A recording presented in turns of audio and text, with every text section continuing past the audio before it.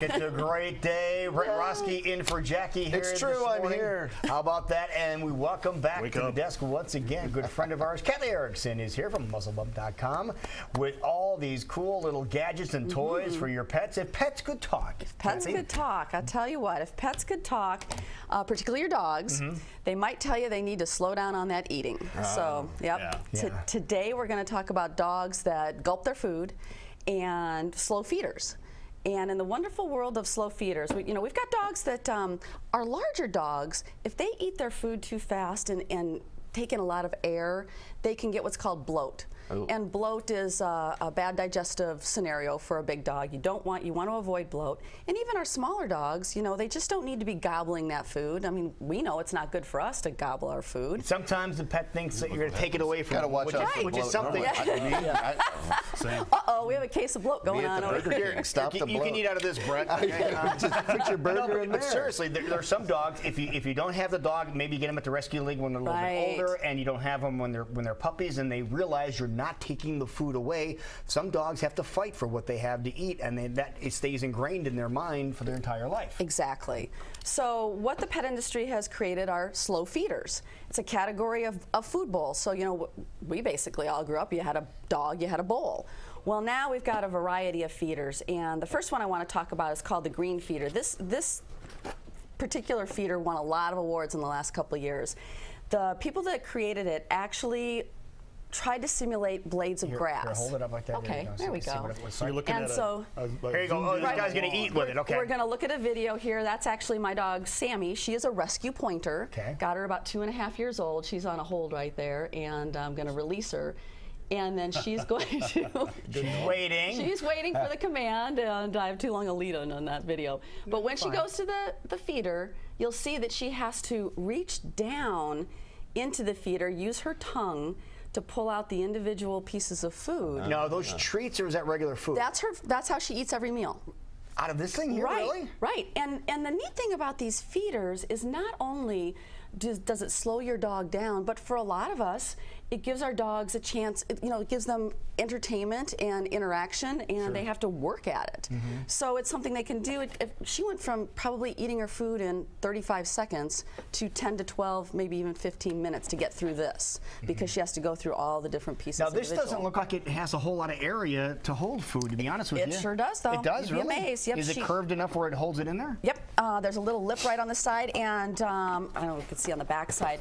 It stays stable. It doesn't move around on the floor. Some non-slip pads here too. Okay. So this is this particular one came from Pet Sakes over on East Euclid and in Altoona, and it's a great piece. And probably can get it at other vendors in town, but.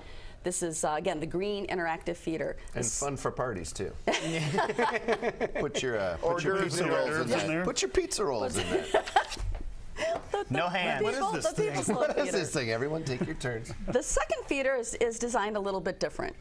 This feeder is for a dog that I have that is just will gobble her food. This is designed really for another dog just to slow her down and give her something to do and make her think about it.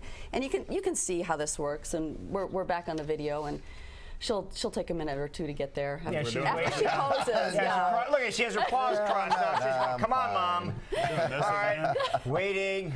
This is I know she takes her time, but you can see the design. It's circular, and in this one, the dog is the food actually gets pushed around a little bit more. Will her nose fit in there, or will her tongue move it around? Her tongue will move it around. Her nose won't fit in there. And these two feeders are designed for, obviously, these are 40-pound pointers. Yeah. But these types of feeders you can find designed for all different sizes of dogs. It's a great idea. So yeah, it slows them down. Again, gives them a little something to do. I don't know if you feed your dog and have to run to work, and maybe they're in a crate. Again, a little something to do, and they could do double duty for treats. It's animal enhancement type exactly. Thing, so, yep. Give them a little something to think about instead of just sitting all day with their bone. The last one I'm going to talk about is, this is called a Busybuddy, and this is designed both for treats and dog food. This is made for a large dog, obviously. The bottom screws off. There we go. You load it up. with the food, and it actually comes with a rope in the middle of it, so the dog can actually work to tug it out. So a couple pieces come Really? at a time. We'll have a video up here where the white pointer will use it. I just fill it with her food. She knocks it over. It took her a little bit longer to figure out how to use this one, and you'll see she'll roll it around and play with it, and just a few pieces come out. And Well, it keeps them occupied. exactly. So you can put treats in it.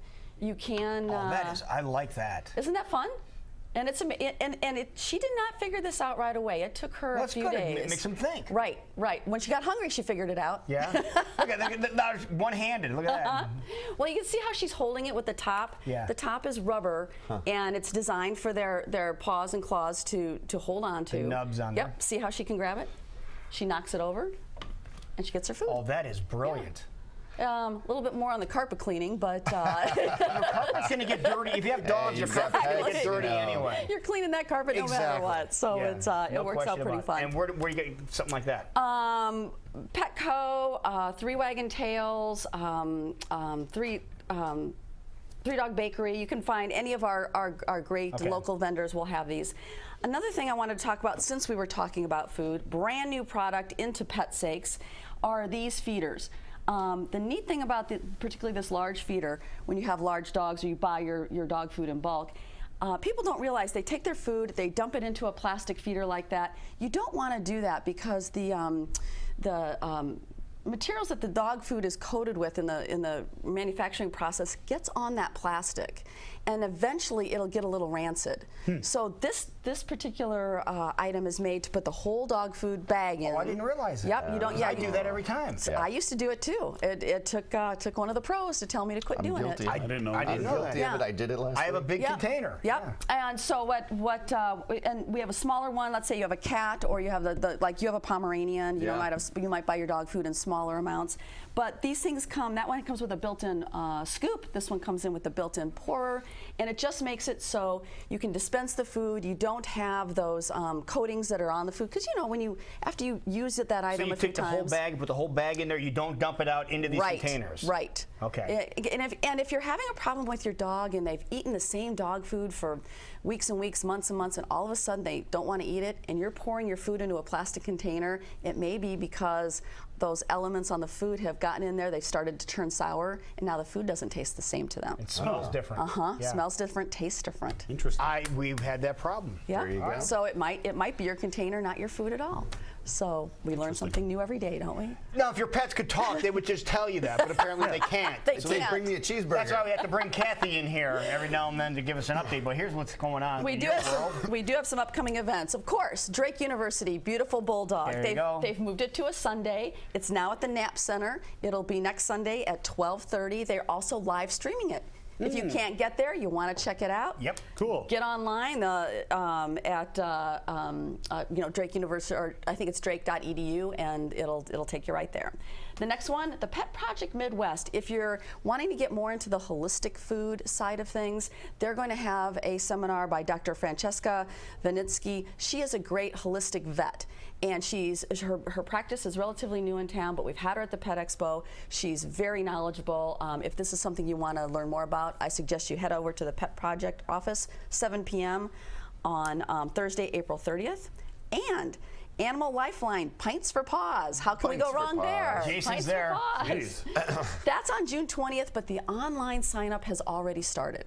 So hop online, check out Animal Lifeline, Pints for Paws, Saturday, June 20th, 2 p.m. starts at Embassy Suites, and it's going to be a great fundraiser for that organization. And Muzzle Bump. Muzzlebunt.com. We always have information there for you and your pets, and keeping everybody informed. Well, great stuff. Thanks, Thank Lou. you. Excellent. Thank Good you, as job. always. Really It Thanks, is Jason. 7:33. We'll